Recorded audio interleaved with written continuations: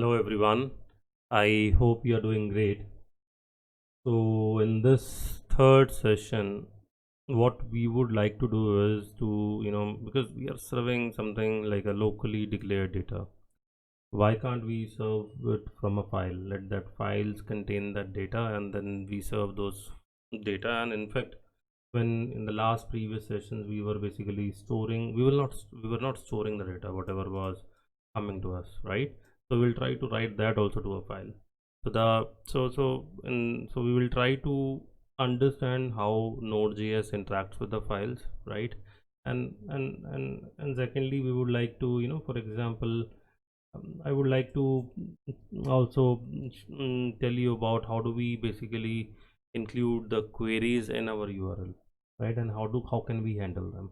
So that is the plan. Maybe we cover something else also. Let's see at the where we reach. So basically, let's first see how do we handle those queries, strings, and URLs, right? And then we will make this our Node.js app into something like something which stores the data to the file and read to the file. So now, for example, we have two different routes. One is EKKO and EKPO. I want to combine both. For example, if I just say get PO, right, data, and then I need to, and I say that okay, get PO data, and I pass a parameter that query string which says give me something like PO or EKKO. So basically, we have something like a switch statement here. So first of all, how do we pass a query from client side to a server in a URL? Is basically what we do is we use a question mark and like you say data is equal to EKKO, right? And now let me first open it in debug mode, right?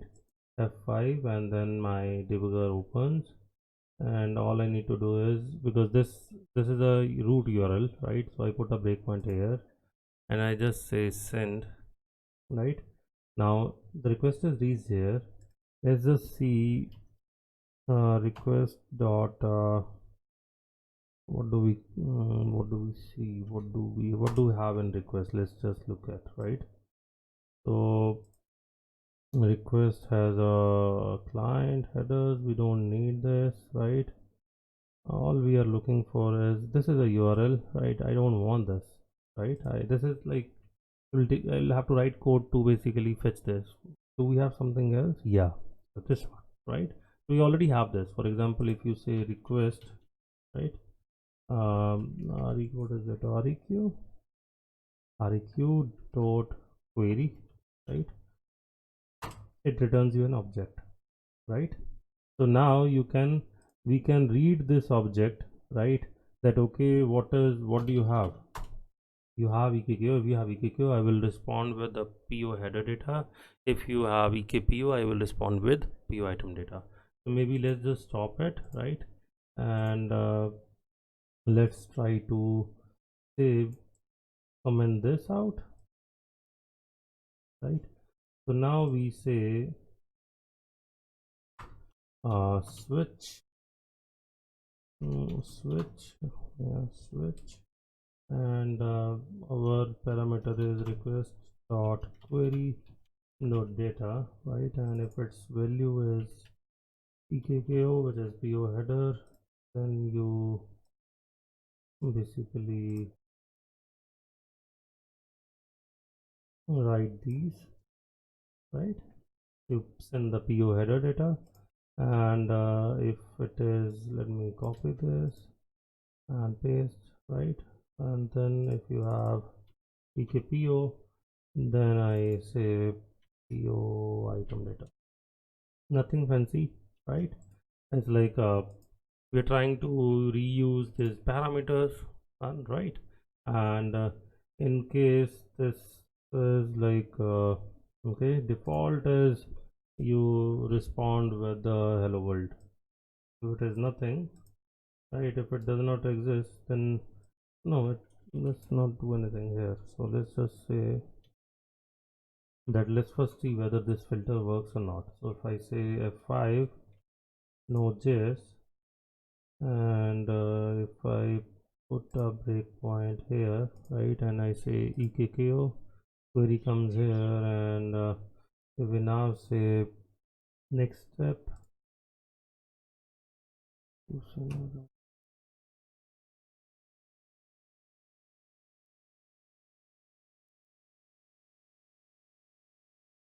request is not defined. REQ. So this one, and I say stop. I run again. Node.js. Or let's send a request again, and I hope now it works. Yes, so now you get purchase order header. If you want a purchase order item, you can see you get purchase order item. So that's how you can read these queries, and you can now, in place of these two different endpoints, we have a single endpoint to share the data. Now maybe let's try to see how do we bring in the file system. So let me just stop it, read this, go to queue, I say control B, right? So file system is also provided by is an inbuilt module like HTTP, right? It is it already comes with inbuilt in Node.js, so we don't have to install anything. All you need to do is write file system name is fs, the short form is there, and you say fs, right? So maybe I'm thinking that let's first create two files, right? So we say I need a ekko.json, right? And I need another file ekpo.json, okay? And in ekpo I can have an array of items. So we have ebellen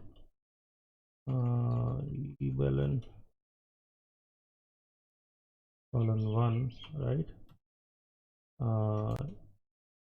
ebelp colon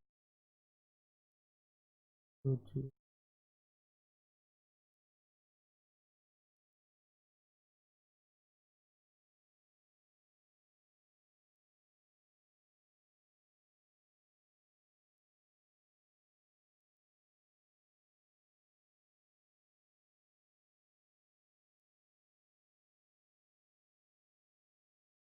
Let's have these two items here, right?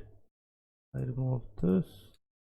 Now we have a valid JSON, and let's have in ekko let's have only one, maybe two PO, and we don't need we have works, then you have works here, then you have Booker, our company code, your company code 301 1000. So this is 1000, and this is 1000 number. Okay. So we have our basically the JSON's files also ready. Okay, so now this I close this.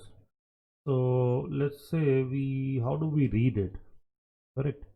So if I say, so now let's say first dot read file.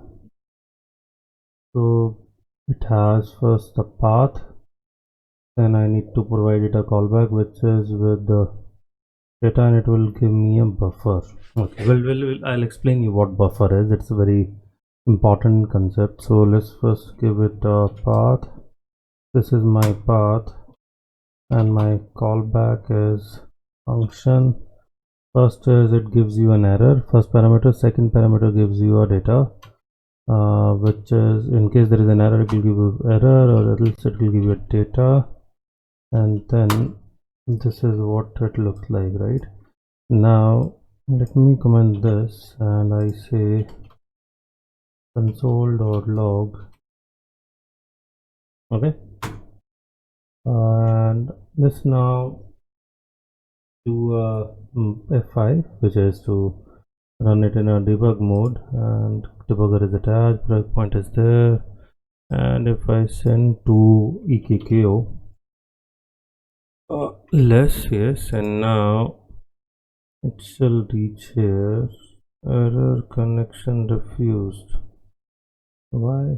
Okay, there is this debugger did not start. Now I need to say 5. Yeah, now it started, and I say sending. Yeah, now I'm here. So where is my debug console? You can use Control Shift Y to hide it, open it. Now let's see what this data looks like. This looks like something like a buffer. Okay, now buffer is like when you're reading file, it is like a stream of data which is coming from the file to the Node.js application, a stream of data. And buffer is like an intermediate place between, which is like a waiting area, right? So for example, there are three that buffer has a rule that it will pass it to the next the data which has received to the next processing. If there are, let's say, 3 lines, so it will keep on waiting for 3 lines in that buffer area, and the moment is filled with 3, it will pass it on for processing, and moment next input data come, it will wait in the buffer, right? It is more likely like a bus, right? For example, you have a bus, you are supposed to catch the bus has a condition that it will only move once it is filled, right? So what you do is, let's say there are 30 seats, and you go into you go to the bus stand, and once you are inside the bus, if the number is less than 30, you will keep on waiting, and once the number is 30, the bus will move, right? And the next person will come, and he will have to wait, and till there are 30 people, then only the bus will go. So that place where these guys wait is nothing but buffer. So now how does the data is stored in that buffer is normally in a binary, which is like, because everything is binary, so it has also binary, right? Now, so but since we are aware it is a JSON data, right? So we can use, I believe, JSON.parse data, and you can see those objects, right? And then we can pass those two objects which we have in our file to the as a response. So what I will do is, maybe I stop this, I go to our view, and then I Control P, Control Shift J, I crossed it, right? Remove this. So now we know this data is in binary, and we will now parse it to a JSON. So what I can do is, I can have something like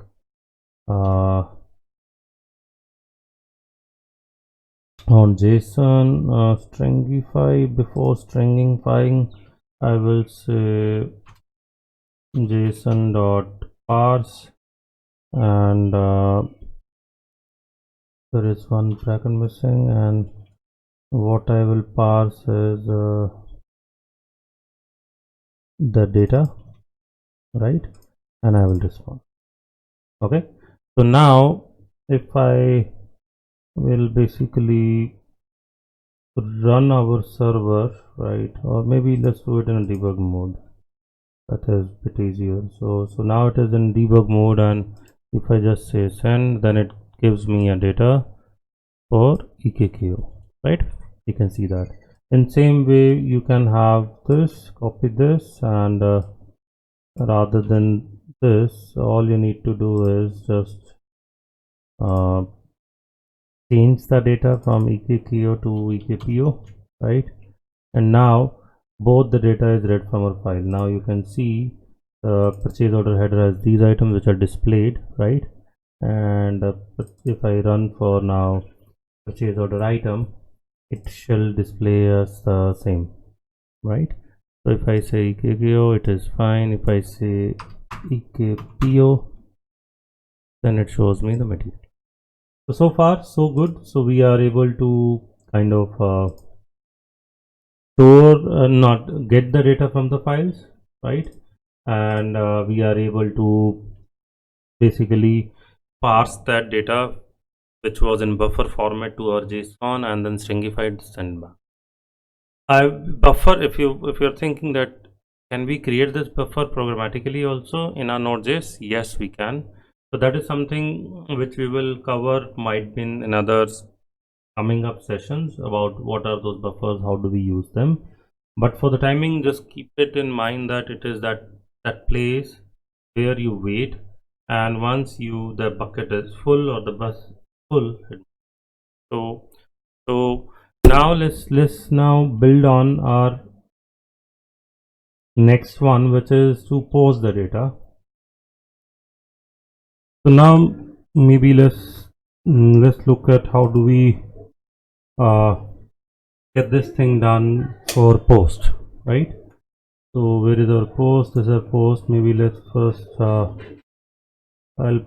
remove this endpoint also, because let that post request come to the base, and then we will read it. So if the post is coming for EKKO, now in place of read file, we can use write file. Okay, and here there is a third parameter, which is data, right? And we can, what we can do is we can pass request.body, right? So we say JSON.stringify request.body.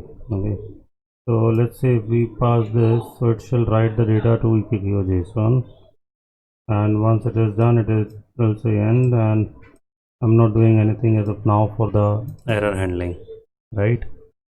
So, and for EKKO, we are not doing anything as of now. We'll do it for EKPU.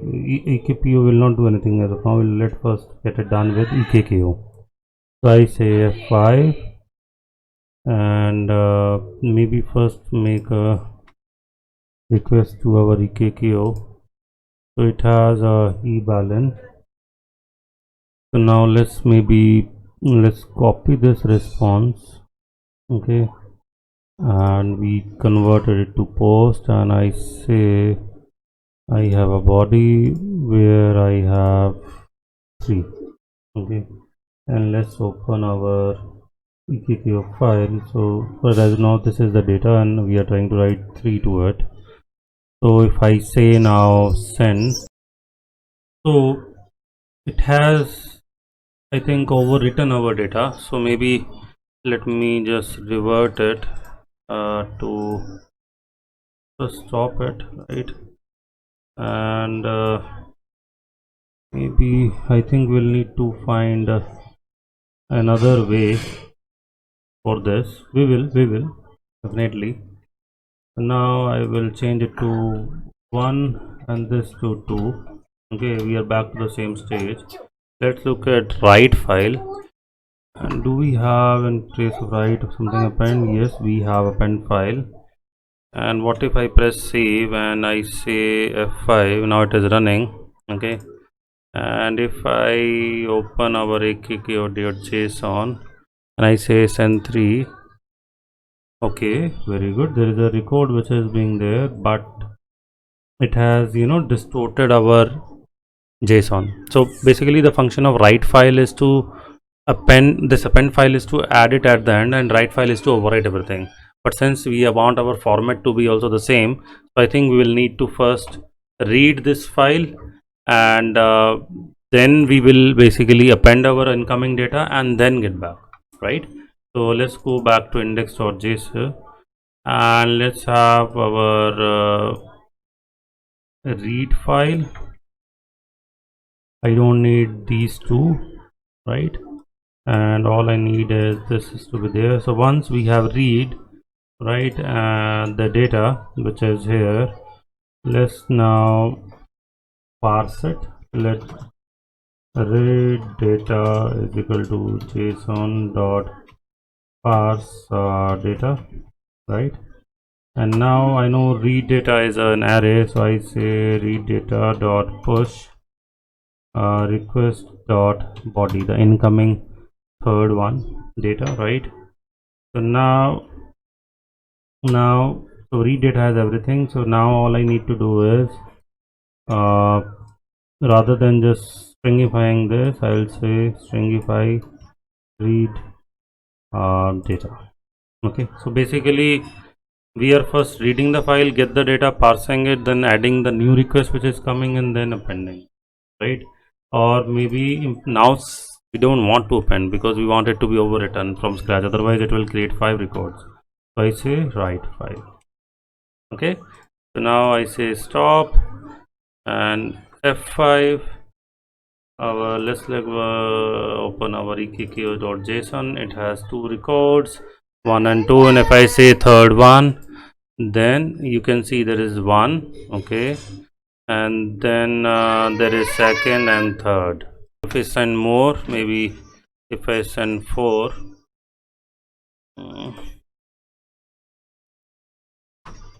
now 4 shall also be written. You see there is 3 and we also have 4. So that is how basically our now post is also working, right? And I think our basic reading the data from file, writing the data to the file is now done. So I think it makes sense to recap what we have done so far. We were earlier using local variables, my PO, my the PO header, PO item. Now from there we have shifted it to a file for PO item and PO header, which contains the data, and we can read the data as well as write the data. Okay, so now if we look at the data, it's not kind of formatted, which is something I think which we can do, because right now it's very in a single line because we are just stringifying it. We are just using json.stringify along with passing the data, and there has to be something here which will help us. And if I just press comma, and I can see the other parameters. There is one is value, another is a replacer. I'll talk about it in a moment. And then there is a space, so you can have a proper spacing also among the different things. So maybe let's say that we don't need a replacer as of now, and a space of 4 I need. So now if I basically post an entry of 6, and let me first start the server, right? And if now I open this, okay, now let me post 6 PO. We have till 4. Okay, so if I just say send, and now you see this become beautiful. And if I now say 7, it is again formatted. So those spacing is those 4 characters, and it has provided a proper formatting, right? Let's just stop it. Let's just go back and see what does this thing which we have defined undefined can do. So basically what it can do is it can filter the values. For example, I want that in my file only eBallen and work should be written, right? Which is a plant. And 1 second, there is some missing something. I'm missing something. Yes, there has to be a plant and a PO number. Only I want this. I don't want the other things. Bookers, I don't want company code. So it is like a kind of a filter which fields you want to display. So let's just do an F5 again. Let's run the server, and you see here, and I post another PO. I say 8, so I say send. See this? Now you don't see the company code bookers. So it's like the stringify first convert the JSON to the string. Also along with it can filter the what fields you want, and along with it, if you pass the spacing, it also filters the value. Okay, so till now we have our server running, right? But in our production environment, or this code, if it has to go somewhere else, will not have these paths, right? They will change, or maybe this part will not remain the same, right? So how do we handle that scenario? So basically in those cases, what Node.js does is it has a global object process under which it has an environment attribute. So under environment you can define these, because these are all dependent on environment, right? So we can say that this port will be supplied from the environment. Okay, and then if you say just this, I say set port is equal to 4040, right? And then I say node index.js, right? But before this, because now I am running this with from inside the episode 3, right? And earlier when I was doing in debugging, it was being run from the base. That is why I have to give this complete path. Now we don't need to, right? So what I will say is that, okay, this thing is contained here and this thing is not right. We are just going to say for read, maybe just modify the read only. So I will just say this and right, that it is in the same folder from where this node server is running, and this is basically the shall serve the data from the same EKPO and EKQ files which are contained in, right? So then I just say node index.js run. Now it is running, and if I just say get me EKQ data, it gets me, right? Now it is running already at 4040. And for example, if I just change this and I say set port as 4041, and now I run node index.js, and if I send it to 4040, it doesn't run, right? Because we change it to 4041. So I will just say 41, then it works, right? So this is one way of basically putting in your environment variables, right? And same way you can store this path also in a variable, and then you can run it. But then you must be thinking that, okay, then if we have to move this everywhere else, so do I need to run these command every time? No. That is where we have an option. That option is called as a .env file. So normally what you do is go here, you create a .env file that, okay, this is my environment file under which I say port will be 4040, right? And how do I use it? So basically what Node or Node.js has done is, in order to read this file, there are two options. One is I can say require let config is equal to require then single quote dot env, and then env etc, and then I have to basically parse it also, because it is not readable format, right? But there is an easy way out, which is that we have a third-party package .NET Reader one, and which we can install, and we will use that to basically read our config files, and they will be loaded before the app starts. So now maybe let's go and check this .env package .env npm, and yes, it is to read the environment variables defined in a .env file, right?